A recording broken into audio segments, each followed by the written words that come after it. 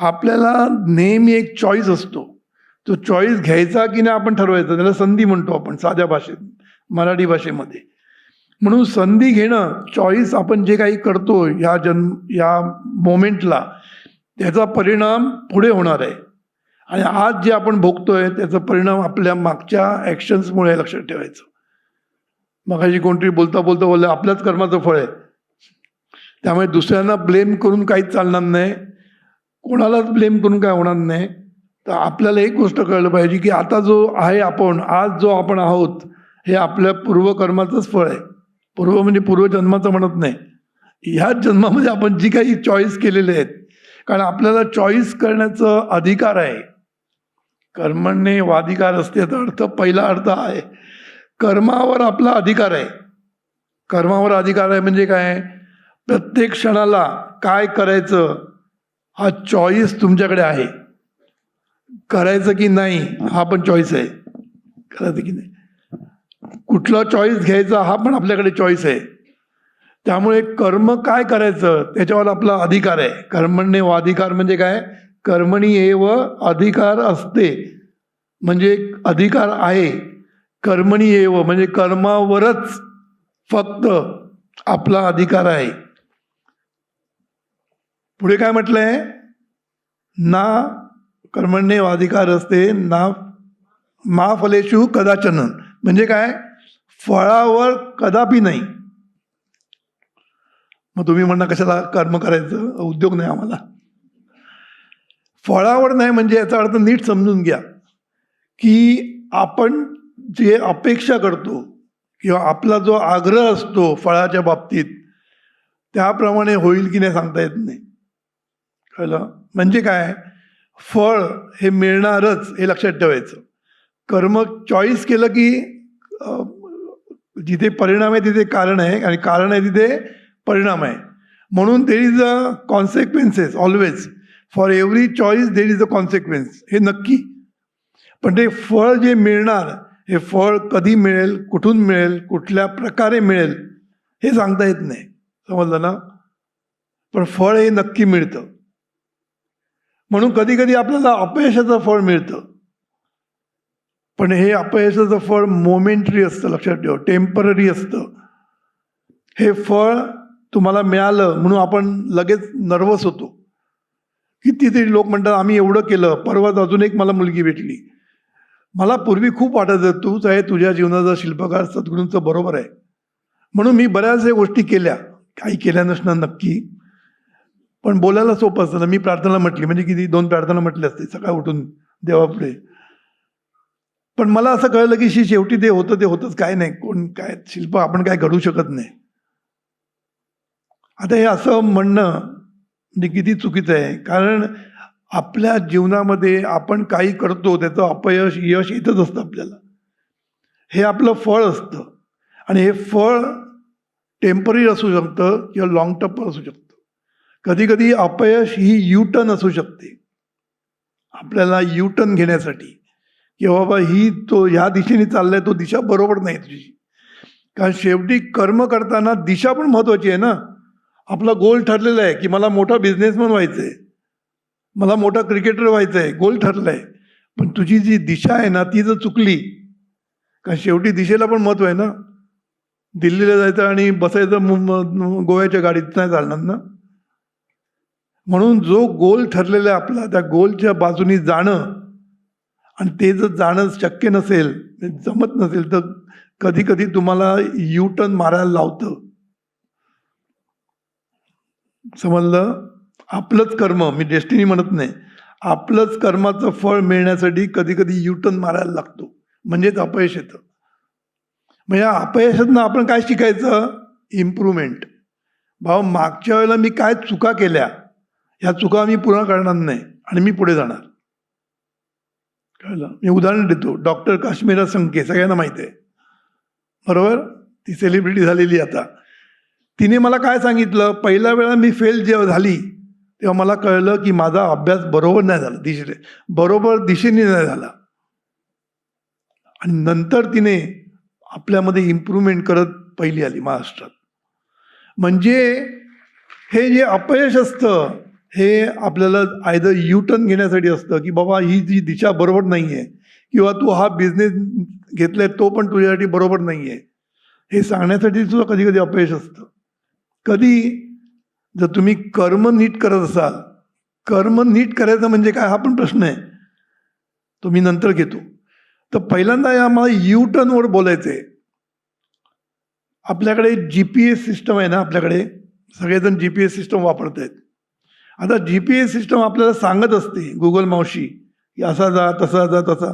कधी कधी आपणच जरा शहाणपण करतो, मला माहीत आहे तर कसं जायचं ते, आणि मग आपण कुठेतरी उगीच शॉर्टकट घ्यायला बघतो. आणि मग काय होतं, ती गुगल मावशी सांगते परत पुढे जाऊन यू टर्न घेऊन पुन्हा ये परत, सांगते की नाही, किंवा नवीन रस्ता दाखवते. हे जे GPS आहे ना, हे असं GPS आपल्याकडे पण आहे आयुष्यामध्ये, लक्षात ठेवायचं. आपल्या जीवनामध्ये हे GPS आपल्याला पण देवाने प्रोव्हाइड केलेलं आहे. ते आपल्याकडे अंतर्मन रूपाने नांदतं, हे लक्षात ठेवायचं. हे अंतर्मन रूपाने आपल्याकडे GPS नांदतं. मग हे GPS वर्क कसं होतं, तर हे अंतर्मन आपल्याला सतत मार्ग दाखवत असतं, पण आपल्याला सवय ऐकायचं नाही. बरोबर की नाही? साधं उदाहरण सगळ्यांना समजेल असतं. दारू पिणाऱ्या माणसाला माहीत असतं की दारू पिणं चांगलं नाही, आपण जायचं नाही, तरी त्याचे पाय तिथे जायला लागतात. त्याला काय माहीत नसतं. कित्येक वेळा आपल्याला माहीत असतं की हे चांगलं आहे, तरी आपण करत नसतो. मगाशी त्यांनी सांगितलं 90 किलो झालं, माझं पण पोट पुढे आलंय. मग थोडं ते मागे घालण्यासाठी काहीतरी कर्म करायला लागेल, नाही तर आपोआप नाही होणार ना, हो की नाही? म्हणजे याचा अर्थ की प्रत्येकाला इथे बसलेल्याला माहीत आहे की शरीर साक्षात परमेश्वर, म्हणजे ते नाव समजत नसेल, पण शरीराचं महत्व प्रत्येकाला कळतं. कळतं की नाही, हो की नाही? पण इथे बसलेले किती लोक सकाळी उठून व्यायाम करतात, किती लोक फास्ट फूड खात नाही किंवा नको त्या गोष्टी खात नाही, किती लोक असणार? फार कमी लोक असणार. कारण आपल्याला जरी माहीत असलं हे वाईट आहे, तरी आपण करतो ते. कळलं ना? काय होत नाही, एक वाक्य असतं, काय होत नाही, समजलं ना? म्हणून मगाशी मला त्या प्रवीणचं खूप आवडलं. त्यांनी मनावर नुसतं घेतलं नाही, 90 किलो कुठे होता तो, आणि आज तो आयर्न मॅन झाला. त्याचं मला ते किलोमीटर ऐकूनच पोटात धडकी बसली. 120 किलोमीटर, आम्हाला 1 किलोमीटर चालताना नाके नो, इथे 120 किलोमीटर धावतोय तो. सायकलिंग किती किती किती किलोमीटर? 180. हे म्हणजे धडकीच भरली बघून. पण त्यांनी केलं. आज त्याचं शरीर बघा काय आहे ते. म्हणजे काय सांगायचा मतलब काय, की आपल्याकडे GPS सिस्टम भरलेली आतमध्ये, आणि ती आपल्याला मार्ग दाखवत असते. आपल्याला सतत इंट्युशननी म्हणा, किंवा आतून कॉल म्हणतात ना, आतला कॉल, कौल म्हणतात त्याला, अंतर्मनाचा कौल हा शब्द वापरला जातो, किंवा देवाचा कौल म्हणतो आपण.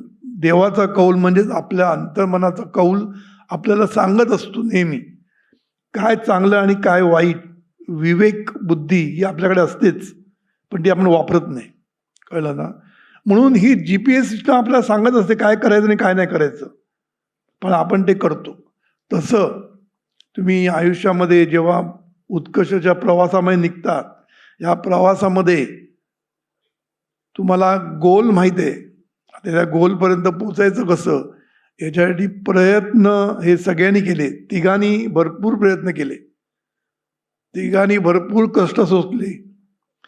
त्याच्याबरोबर जे लागतं ते म्हणजे थोडंसं जीवनविद्या लागते.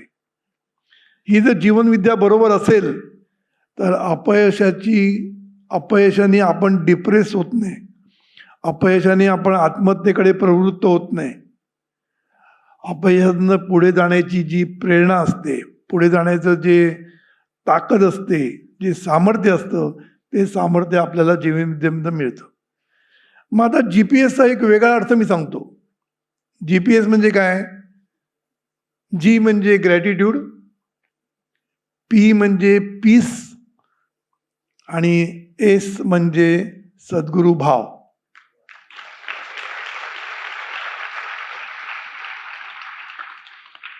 आता मगाशी त्यांनी सांगितलं, तरी त्यांनी सगळं सांगितलं नाही कारण वेळ कमी होता. त्यांनी मला एकदा सांगितलं होतं की मी ऑर्डर घ्यायला जेव्हा जायचो, आपला अंकुश, तो जेव्हा जायचा तेव्हा त्याच्याकडे काहीच नव्हतं, म्हणजे कंपनी नव्हती. तो दुसऱ्यांकडनं काम करून घ्यायचा, एकाकडनं काम घ्यायचं दुसऱ्याकडनं करून द्यायचं, असली कामं करत होता तो. पण तो मला काय बोलला, माझं एकच होतं, मी बरोबर सद्गुरूंना घेऊन जायचो. बघा भाव त्याचा कसा. त्याला काय जीवनविद्येचं ज्ञान म्हणजे काय अफाट बिफाट नव्हतं. तो बोलला मला एकच माहीत होतं की सद्गुरूंना बरोबर घेऊन गेलं की काम होतं आपलं. हा भाव त्याच्याकडे पक्का होता. समजलं ना. हा भाव आहे ना तुम्हाला आत्मविश्वास देतो. कळलं ना. आत्मविश्वास, कॉन्फिडन्स हा खूप महत्त्वाचा असतो. काही लोकांकडे नॅचरल कॉन्फिडन्स, त्याला सद्गुरू काय लागत नाही, कॉन्फिडन्स त्याच्याकडे भरपूर असतो. जन्मताच त्यांच्याकडे कॉन्फिडन्स असतो, कारण ते टॅलेंटेड असतात, त्यांना कॉन्फिडन्स असतो. पण कधी कधी त्यांचा कॉन्फिडन्स मग खाली जातो, मग तेव्हा सद्गुरूंकडे येतात ते, ती गोष्ट वेगळी. पण सद्गुरू भाव याचा अर्थ मी जरा टेक्निकली सांगेन, पण मी ते एस म्हणजे सद्गुरू सांगितलं. पण एस इज खरं म्हणजे स्ट्रॅटेजी म्हणा किंवा एस म्हणजे सिनर्जी म्हणा. तर सांगायचा मुद्दा काय आहे की आपल्याकडे जर सिनर्जी असेल, म्हणजे आपण कोणाला तरी बरोबर घेऊन जेव्हा काम करतो, एकत्र घेऊन काम करतो, तेव्हा जी एनर्जी निर्माण होते ती इंडिव्हिज्युअल एनर्जीपेक्षा खूप मोठी असते. Whole is greater than their parts म्हणतात ना, सम ऑफ देअर पार्ट्स, बरोबर ना. तशी एकत्र जेव्हा काम करतो माणूस, तेव्हा त्यांची जी एनर्जी असते ती वाढलेली असते. कोलॅबोरेशनमध्ये जेव्हा तुम्ही काम करता तेव्हा ती सिनर्जी वाढते, त्याला एनर्जी वाढते म्हणतात. तेव्हा तुम्ही सद्गुरूंना बरोबर घेऊन जेव्हा काम करता कोलॅबोरेशनमध्ये, समजलं ना, तुमच्याकडे पार्टनर्स असतातच. तर सद्गुरूंना जेव्हा आपण पार्टनर करतो किंवा सद्गुरूंना आपण कोलॅबोरेशनमध्ये काम करायला घेतो आपल्याबरोबर, तेव्हा एक काय म्हणतात नॅचरल कॉन्फिडन्स तुमच्यामध्ये येतो आणि मग हा कॉन्फिडन्सच तुम्हाला जिंकायला भाग पाडतो. कळलं ना. थोडक्यात टेक्निकल भाषेत मध्ये म्हणाला तर अंतर्मनावर तुमचा विश्वास. सद्गुरू हा आपल्या लोकांसाठी आहे, टेक्निकल लोकांसाठी अंतर्मनावरचा विश्वास. सबकॉन्शियस माइंडची पॉवर ज्याला कळली त्याला सबकॉन्शियस माइंडवरचा विश्वास वाढत जातो. कळलं ना. तर हा जो विश्वास असतो त्याच्यातनं सिनर्जी येत असते, लक्षात ठेवायचं. आणि मग काय करायचं असतं की आपण जेव्हा हे सगळं करतो, एफर्ट्स घेत असतो, ते एफर्ट्स घेताना पीसफुल राहायला पाहिजे. पीसफुल. आता पीसफुल कधी राहू, जर तुम्ही ग्रेटफुल असाल तर. म्हणजे ग्रेटफुल, पीसफुल आणि सद्गुरू भाव किंवा अंतर्मनावरचा विश्वास, हे जर तीन एकत्र झाले तर तुम्ही जेव्हा एफर्ट्स घेता, कष्ट घेता, तेव्हा तुम्हाला कधीही मागे वळून पाहायची गरज लागत नाही. कळलं. अपयश कमीत कमी तुमच्या वाट्याला येऊ शकतं. कळलं ना. व्यवस्था सगळीकडे होत जाईल. मगाही सांगितलं दोघा तिघांनी, जिथे जाईल तिथे व्यवस्था होत राहते.